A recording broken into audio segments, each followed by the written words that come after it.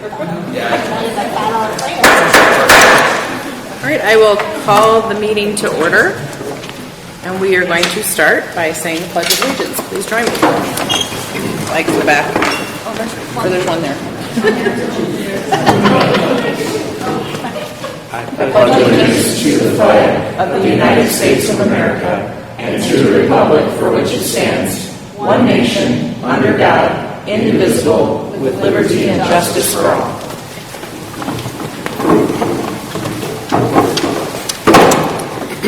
Individuals who are in attendance tonight and would like to speak should please sign up with Dr. Salerno. We will start by going to number 2, and I will accept a motion to approve the agenda. So moved. Second. Motion by Leah, seconded by Jessica, I think. Further discussion? Hearing none, all those in favor, please say aye. Aye. Aye. Opposed? Motion carries. And you don't see the notice of the meeting in the... That's because this is not a board meeting. The meeting has been noticed, though. The meeting has been hosted. Okay, thank you. Multiple venues. Thank you. I will now accept a motion and a second for someone to serve as chairperson of the annual meeting. I nominate Diana Rothermer. I second that. So a motion by Leah, seconded by Carly, I think? Jessica. It's I can't see anybody, so it's really hard to tell. Nominating me as the chairperson of the annual meeting. Are there any other nominations?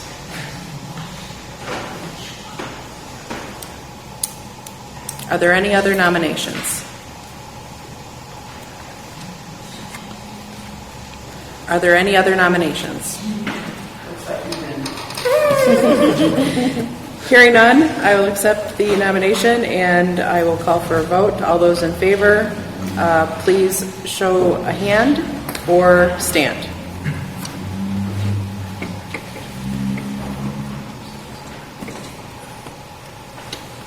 Excellent. Thank you. Thank you.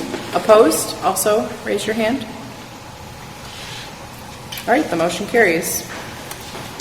I'm happy to serve as tonight's chairperson of the meeting. In addition to board members, we have here tonight Dr. Salerno, who is our superintendent, Mr. Scott DeYoung, the assistant superintendent of business and finance. We also have Mr. Doug Whitty from Boardman and Clark Law Firm. Mr. Whitty will be serving as the parliamentarian and legal counsel during this evening's meeting. We will now move on to number 4, the overview of the school district operation. First, I'll let you know that the purpose of this meeting is for the electors of the Mount Horeb Area School District to decide on 3 resolutions. A copy of the meeting agenda and proposed resolutions are available in the annual meeting and budget hearing booklet available in the doorway and on the district's homepage. All right, now we'll move on to 5, which is citizens' comments relative to the topics of the annual meeting. No citizens have signed up for citizens' comments. So that means we can move on to 6, our treasurer's report. Mr. Jim Myers will be providing our treasurer's report today. All right. Thank you for the introduction. The items that I'll share on the treasurer's report can be found on page 11 of the annual meeting booklet. There are a number of items that define the financial health of a school district. One of these items is the district fund balance for its general operational budget on June 30th of every fiscal year. The assigned fund balance on June 30th, 2022 was $563,363. The unassigned fund balance was $6,798,738.95, which represents 24.41% of the expenditures. In comparison, the unassigned fund balance on June 30th, 2021 was $6,898,276.19. The budget for the upcoming 22-23 budget year reflects a balanced budget with utilizing the assigned fund balance as planned. Each summer, school districts have an independent audit of its fiscal activities for the prior year. I'm happy to report that once again, the district had a successful audit. Thank you to everyone involved with the fiscal operations of the district. We want to briefly recognize some members of the District Finance Committee for their efforts. The members of the 21-22 Finance Committee were board members Jessica Aragoni, Diana Rothamer, and myself. The members of the 2022-23 Finance Committee are board members Carly Fisher, Adam Mertz, and again myself.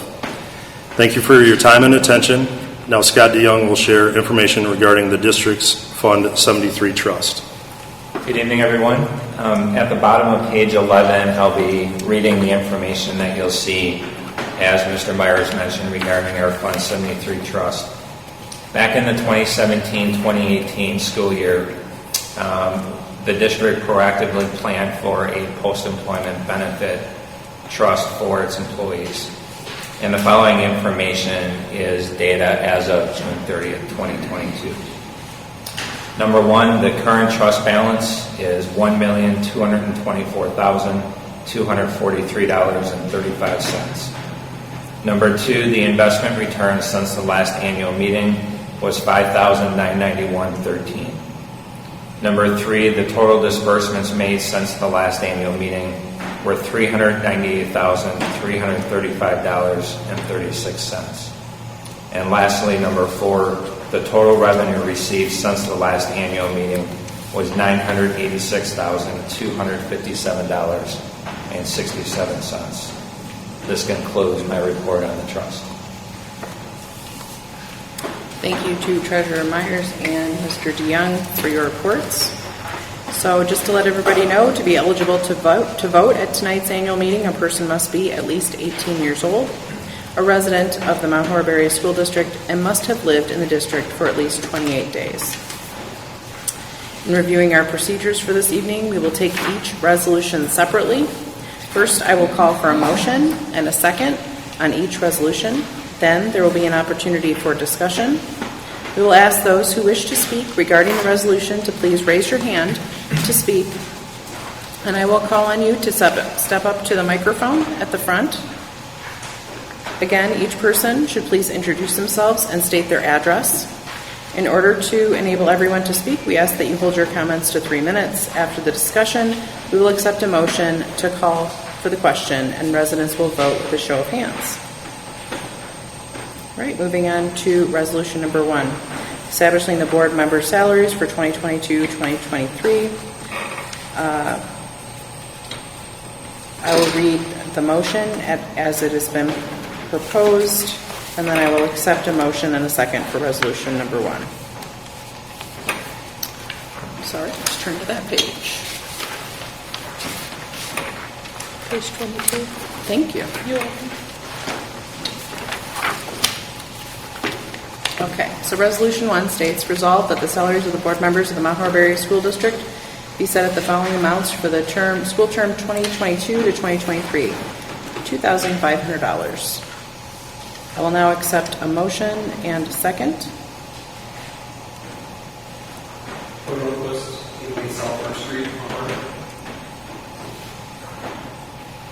Thank you.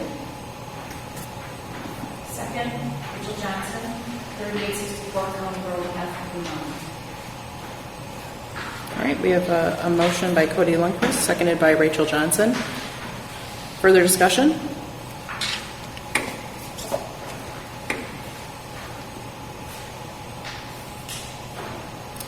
Hearing none, we will move to a vote of hands. Please raise your hand if you accept the motion on resolution 1.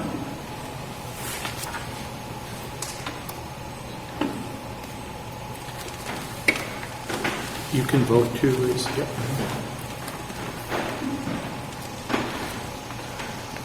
Motion is 17. Okay, opposed? Seeing none, the motion carries. All right, now we will move to resolution number 2, reimbursement of the expenses of board members for travel on behalf of the district. I will read the motion as it has been proposed. Resolution number 2 in your booklet on page 23, resolved that the Board of Education members shall be reimbursed 62.5 cents per mile for each special meeting and committee meeting of attendance. In addition, all actual and necessary expenses of all Board of Education members on school business outside of the district shall be reimbursed with the mileage at the same rate as established for district employees. I will now accept a motion and a second for resolution number 2. Make a motion. Dave Reed, 1645 Lewis Road. Second.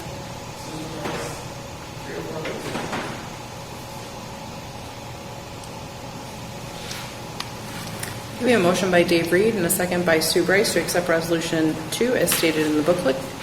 Further discussion?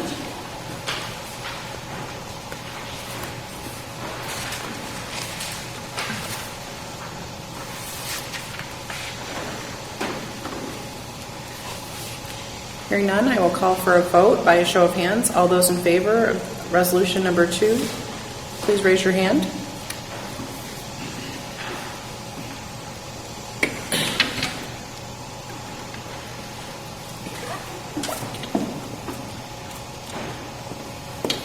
You got him. Opposed? Okay, motion carries. All right, we will move on to number 9, presentation of the 2022-2023 budget by Mr. Scott DeYoung. Good evening again. Thanks everybody for being here. I'd like to start out on page 12 of your booklet.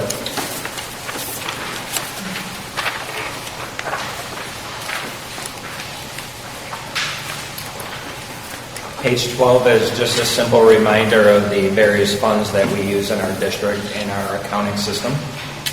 These funds are administered through the Department of Public Instruction. The budget is broken up by these funds, so you'll see corresponding descriptions on the upcoming pages.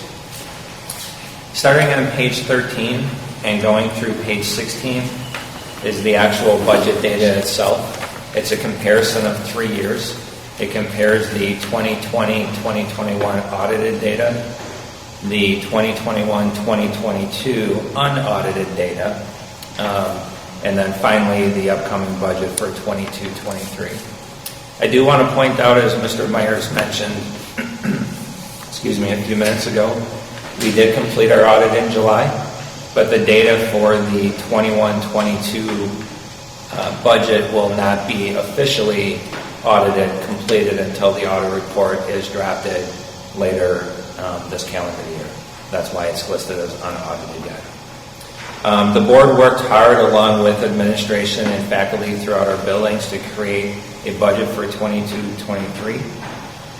That work really begins late fall and winter and concludes in the spring when the board's able to move forward with the budget moving into the end of the current fiscal year. At the top of page 13, you'll see a summary of what Mr. Myers described regarding our fund balance. It's important to note for the end of the 21-22 year, we do have 2 fund balances that we're recognizing. As Mr. Myers mentioned, one is an assigned fund balance. The other one is an unassigned fund balance. The difference between the two is the assigned fund balance of just over $563,000. That's an amount that the board has now assigned for specific projects for this upcoming year. And I'll note what those 3 items are. Number 1, the state, through the governor's office, provided just over $321,000 in what they call the Governor's Coronavirus Relief Fund. Districts across the state received this fund during the fiscal year. We, like a number of districts, chose not to actually utilize those dollars. We just simply needed a bit more time to plan and prepare for the utilization of those funds. So those funds remained unspent at the end of this past fiscal year, and they will be utilized for this upcoming 22-23 budget. The second item is we also received as a school district a mental health grant called Getting Kids Ahead Initiative. It was in the amount of just under $42,000. We received that money in the spring. We didn't feel we had enough appropriate time to draw out a map for how to best utilize these funds to make the best impact for kids. That money also went unspent as of the end of the fiscal year, but the intent is that the district will be utilizing those grant funds in this upcoming 22-23 fiscal year.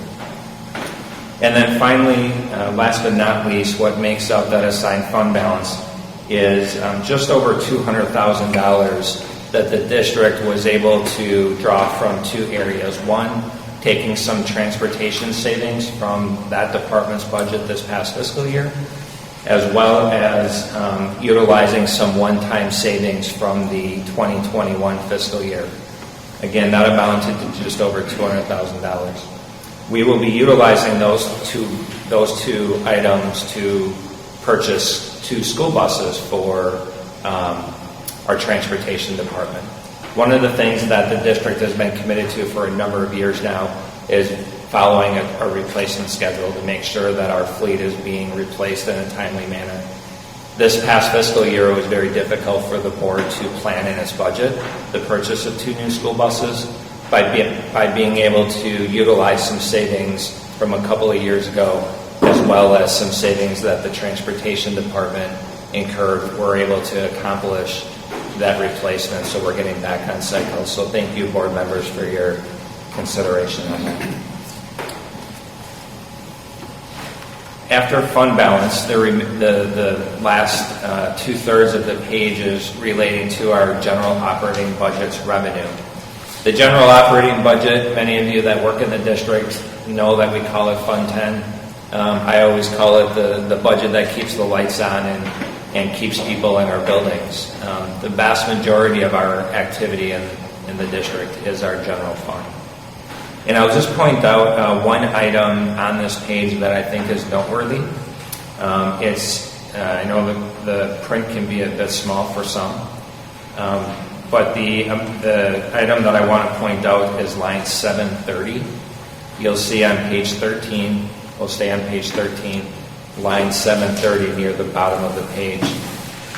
You'll see quite a significant increase in our DPI special project grants with an amount of just under $1.7 million that we're budgeting for next year. And that is the result of the ESSER federal dollars that you may have heard about that public schools across the country are receiving. We're receiving a number of federal dollars through the ESSER program, and we're recognizing most of those funds to be utilized in this upcoming fiscal year, with just the last remaining bit to be used yet the following year. It's important to note these are one-time funds, so we have to be very cautious about using these funds for anything that can be recurring, because we don't want to hit a funding cliff. Yet I think it's important to know that line item, you will see a pretty significant increase. Now, coincide with that, when we get the expenditure side, you will see a significant increase on the expenditure side to account for that revenue and the ESSER dollars. Page 14, the next page, is we're finalizing our total revenues at the top of page 14 for our Fund 10 budget. And toward the middle part of the page, before the white space, you'll see a total for our Fund 10 expenditures. It's important to note that there is a difference between our total revenues near the top of the page and our total expenditures. And the difference between our revenues and expenditures accounts for that assigned fund balance that I just described earlier, that totals $563,363. So again, as Mr. Myers mentioned earlier in his treasurer's report, with the utilization of the assigned fund balance of $563,000, the board is able to have a balanced budget of revenues and expenditures for the 22-23 fiscal year. I'll move on to the bottom table called the Special Projects Fund. We typically don't budget for this category, but this has to do with student activity accounts. So we don't budget much, but there's usually a fair amount of activity. So one might say, well, what's considered a student activity account? These are things like FFA, forensics, student council, etc. Things that if you work in our buildings, you'll be, obviously you're very familiar with those accounts. A few years ago, we were required to move that activity into this table. They used to be accounted for in a separate category. Page 15 and the top of page 16 have to do with our special education budget. Page 15, the vast majority of page 15 has to do with our special education revenue. And then the bottom of page 15 and the top of page 16 has to do with our Fund 10, our Fund 27 special education expenditures. One thing that's important to note is we always keep our pulse on what's happening in Madison regarding special education funding. It's important for us that we continue to see consistent and growth in our special education funding to maintain those services for kids. We do receive some major grants from the federal government to support special education, but the funding that we receive for special education from both the state and federal governments is not sufficient for the amount of expenditures that public schools have. And so our Fund 10 budget that we talked about just a minute ago allows for a transfer in the special education to make that program whole. So you'll never see a fund balance for special education. There just cannot be one in the accounting world. So it's just important to note again that we do very cautiously watch and observe what's happening with special education funding, because it does have an impact on our Fund 10 budget. So moving on to page 16, the next table. Thanks for your patience as you follow with me here. The second table at the top of page 16 is our debt service fund. Our debt service fund is where we make our payments for principal and interest on debt that we have. Another way of saying that is when a district goes to a referendum to do capital projects, we take on debt, similar to, I'll call it a mortgage. And this is where we make our principal and interest payments for the upcoming calendar year. The next table is called the Capital Projects Fund.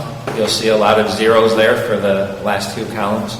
It's because we completed in 2021 the 2017 project, which primarily, as you know, has to do with the renovations and additions at the high school, the middle school, and so on. So we finished that up in the 2021 fiscal year. No activity for this past fiscal year and for this upcoming budget. The last two tables at the bottom of page 16 is number one, the food service fund. That's what we call our Fund 50 budget.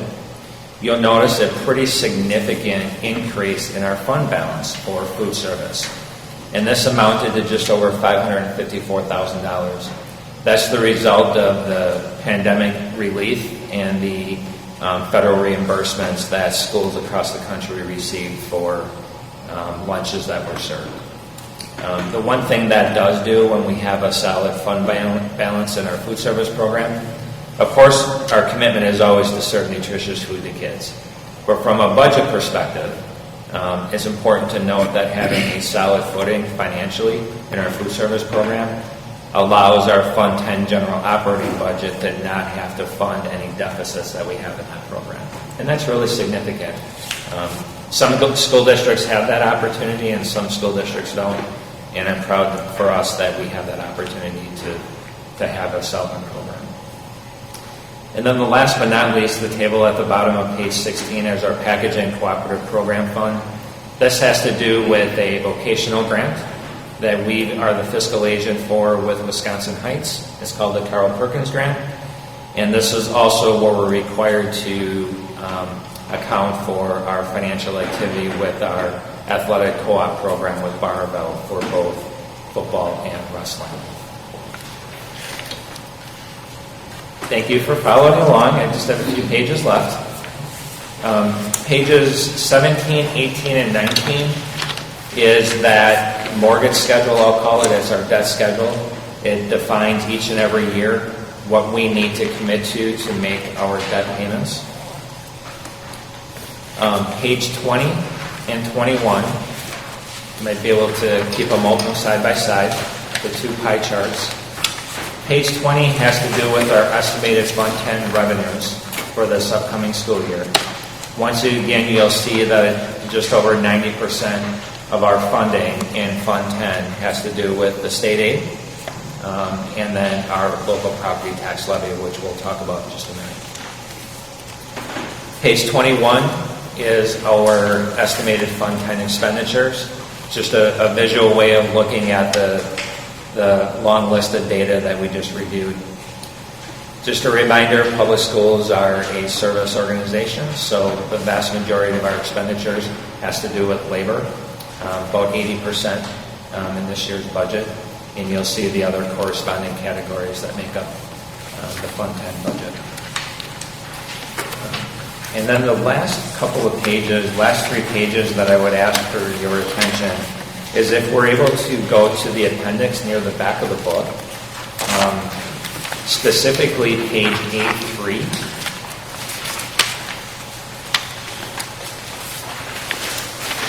Page 8.3 is a horizontal-looking document called Budget, Levy, and Enrollment. And this just gives a side-by-side comparison going back to the 2015-16 fiscal year, what our total budget looked like at the annual meetings, our levy that was adopted in October, what our third Friday count was for those years, and so on. Certainly there's some data for this upcoming fiscal year we don't know yet, and we'll fill in those blanks when we get into the fall with our enrollment and official levy.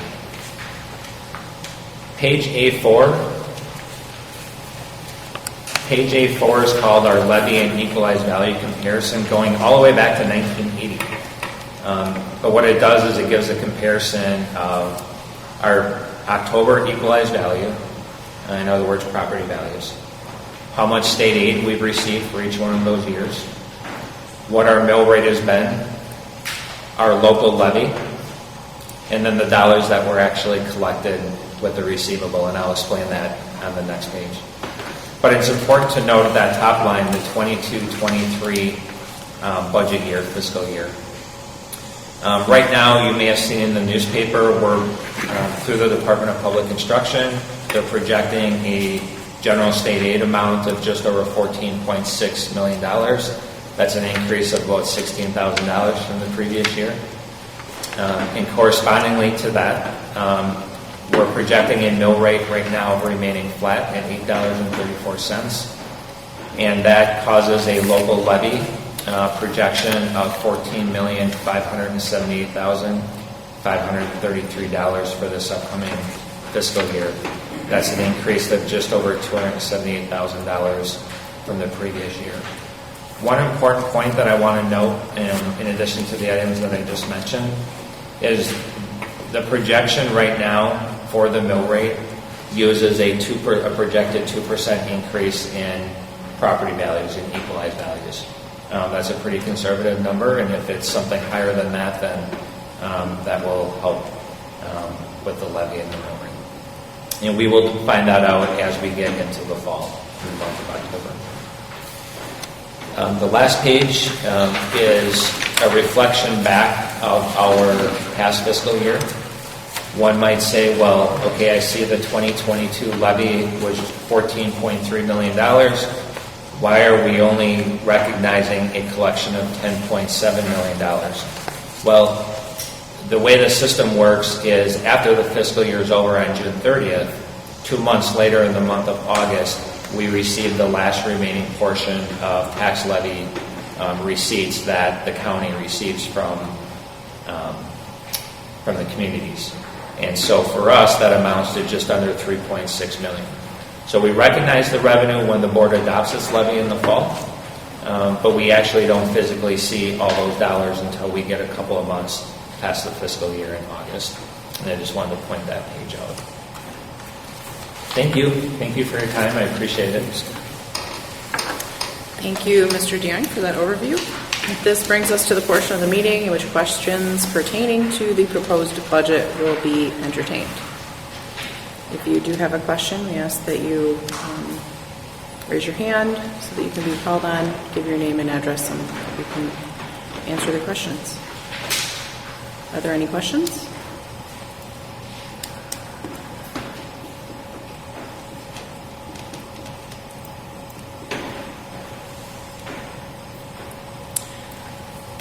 All right, hearing no questions, we will move on to resolution number 3. This will be the resolution to adopt the 2022-2023 tax levy. I will read the motion as it has been proposed. It is on your book, in your booklet on page 24. Resolved that the Mount Horeb Area School District levy the amount of $14,578,533 in taxes against the property of said district for the 2022-2023 school year. I will now accept a motion and a second for resolution number 3. I'll make a motion to clean us up. 1417 Greenbelt Road. Second. Lisa Corcoran. 1900 Greenwood Drive. Okay, we have a motion by Colleen Nesheim, seconded by Lisa Corcoran, apologize, to approve resolution number 3. Is there any discussion?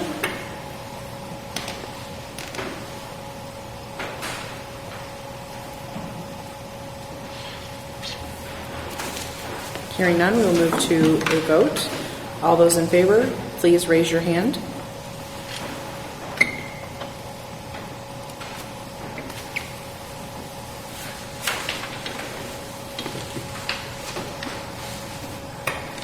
Thank you. Opposed by a show of hands, please.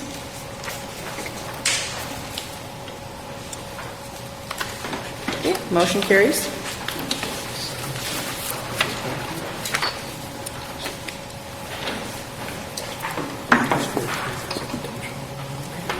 We'll now move on to 12, which is to set a date for the 2023 annual meeting. I will accept a motion and a second to set the date. Next year is proposed to be for August 14th. So moved. Second. Motion by Leah, seconded by Jessica. Is there any discussion?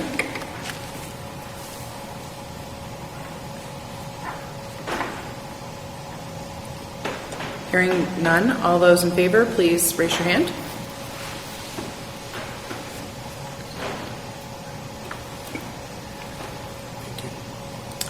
Thank you. Opposed?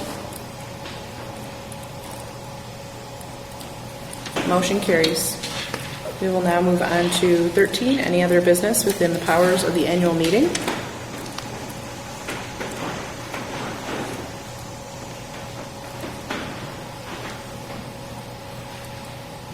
Maybe the rattling.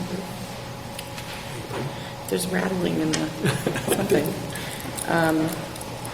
All right, I don't see any other business being proposed. We'll move to 14.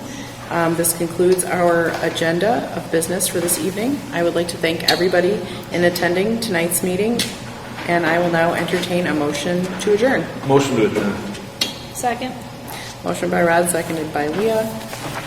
By show of hands, all those in favor of adjourning the annual meeting? That's resounding. I think opposed? All right, motion carries. We are adjourned. Thank you.